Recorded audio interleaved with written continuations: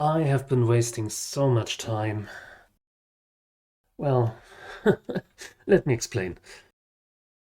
I have been animating all week long on this little guy here, my little robot, bunny robot, and he has this run cycle animation, which is not very complicated,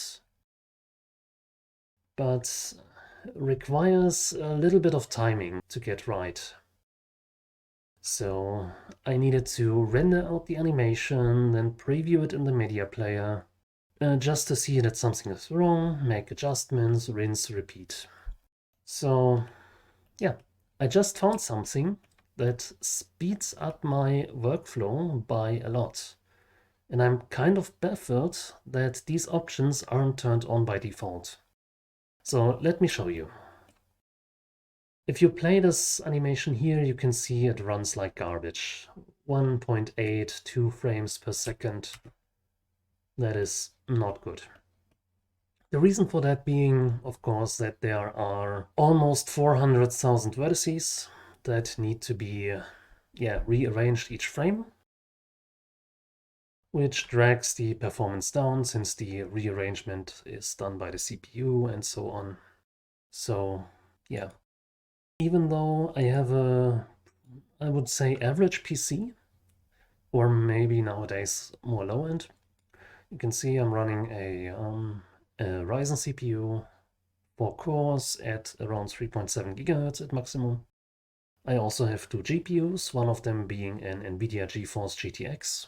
Needless to say, this one, should not run like this.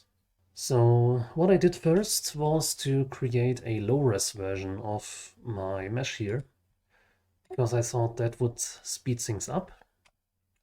So Shift-D, duplicate, escape to keep it in place.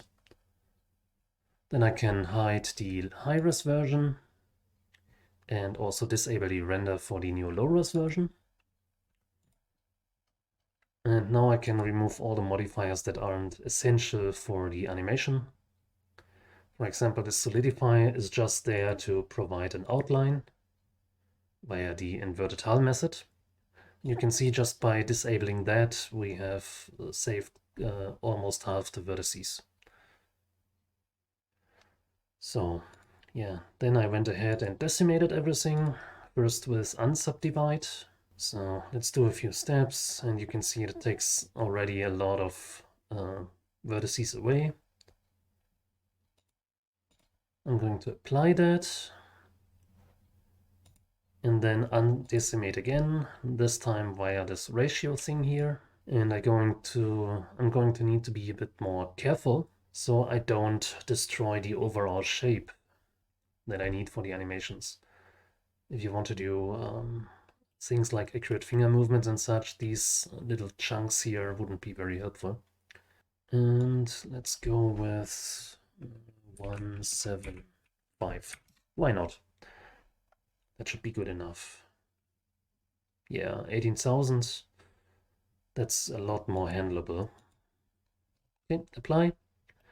And yeah, now we have a decimated version of the mesh here. Looks quite nightmarish in this one, but yeah. So, yeah. But even if I play it, you can still see it's still running like garbage. We won exactly one frame. And the reason is, as I said in the beginning of the video, that the reason is that certain restrictions are not enabled by default, which is baffling. If you turn on your filter here in your outliner, you can see that there is the disable in viewports option. And if I turn that on, you can see that the high-res model is invisible, but it's still enabled in the viewport, which means that the armature is still going to go and update it. All I need to do, if I'm pressing play here, all I need to do is press this little button and everything runs smooth. Why are these two not combined? Why is hiding something in the viewport not automatically disabling it from being processed? Oh well.